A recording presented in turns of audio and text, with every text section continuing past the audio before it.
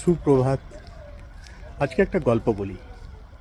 এক ব্যক্তি সামান্য কারণে প্রচণ্ড রেগে যেত এবং রেগে গিয়ে সে খুব চেঁচামেচি করতো আর উল্টোপাল্টা রিয়াক্ট করতো।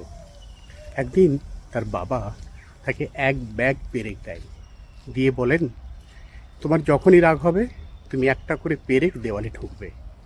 এইভাবে সে প্রথম দিন 37টা পেরেক দেওয়ালে ঠুকলো। তখন ও বুঝলো যে রাগ নিয়ন্ত্রণ করার চেয়ে পেরেক দেওয়ালে ঠোকা আরও কঠিন কাজ।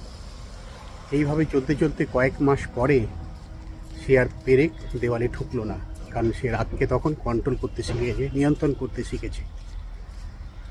এরপর ওর বাবা বলল, তুমি এক কাজ করো, যে পেরেকগুলো দেওয়ালে ঠুকেছো এক এক দিনে একটা একটা করে পেরেক তুলে দাও। কয়েক মাসের মধ্যে সমস্ত পেরেক সে তুলে ফেললো।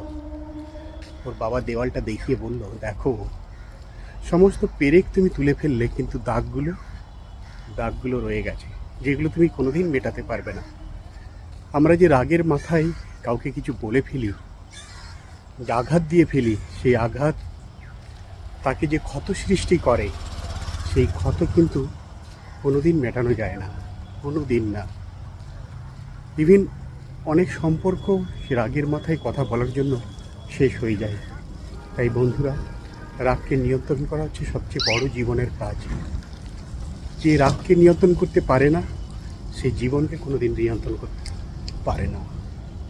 আসুন শান্তভাবে জীবন কাটাই, রাগকে নিয়ন্ত্রণ করি। ভালো থাকবেন।